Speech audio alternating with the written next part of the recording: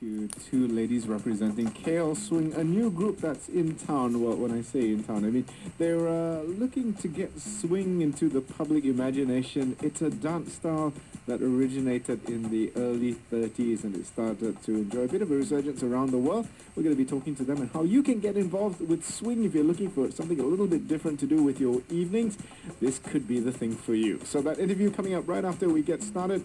Ladies and gentlemen, it's with great pleasure that I play this one for you to get you famous for the 80 Shaka Khan, and I feel for you. Today we're talking to two representatives from KL. So we're going to find out about the whole swing movement here in KL, and today we're speaking with Ming and Fauziah.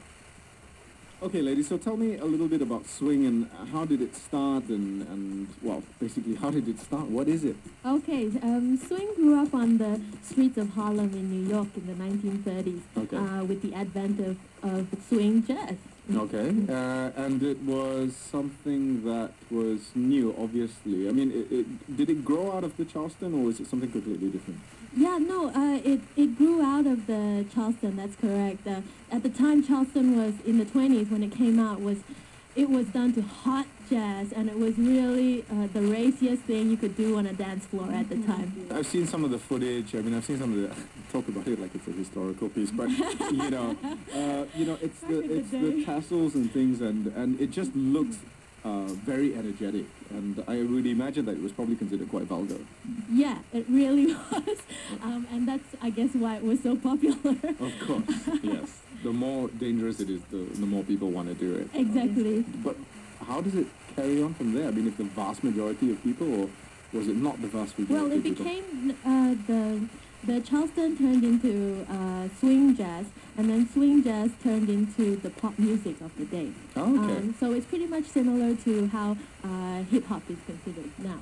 Right. Another word for swing dance is Lindy Hop, so Lindy Hop becomes kind of like the granddaddy of hip-hop. Okay, so throw me some names in terms of the musical style. Who would have been the main performers? Back in the Savoy Ballroom in Harlem, the biggest place that you could do swing, Duke Ellington, Ella Fitzgerald, Count Basie. Of course, The big names. stars. Yeah. Okay, I'd like to talk a little bit about the, I'm loath to use the word jargon, swing talk, swing speak.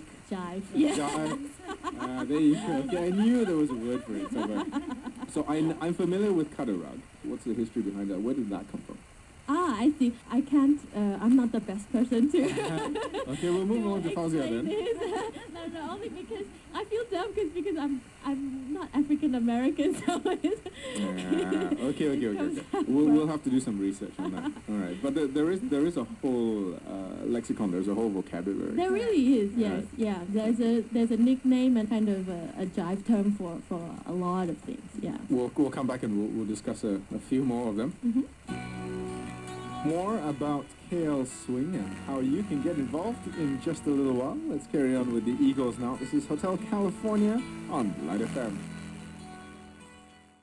Here on LITE FM, and this afternoon we are talking to two representatives from KL Swing. We've got Ming and Fauziah with us today. Okay, so we're talking a bit about some of the terminology, the jive Yes. of the era for swing. So cut a rug is basically dance, right? Basically it's just dancing, isn't it? Yes. Okay, then you've got a zoot suit, which is something that the guys would wear. Yes. Which became popular in the 40s. Okay, which is style. described as, how would you describe it? Well, it's quite, for guys, it's quite big in the shoulders. There's a lot of shoulder pads. Okay. And then there's some tails, and then the pants are quite high Yep. and baggy. And then usually you can't do like a zoot suit in like a gray, you know.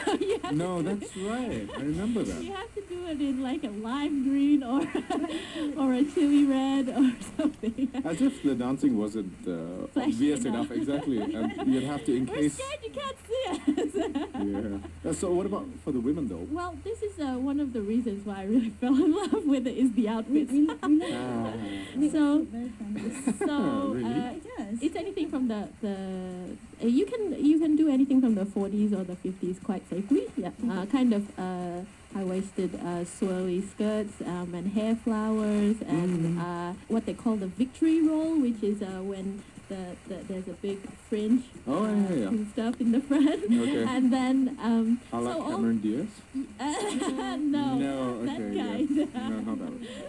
Okay. Anything war style that if you've seen it in any of the big war movies, yeah. Okay. Yeah, guys get to wear, those like really loose Hawaiian shirts and bowling shirts.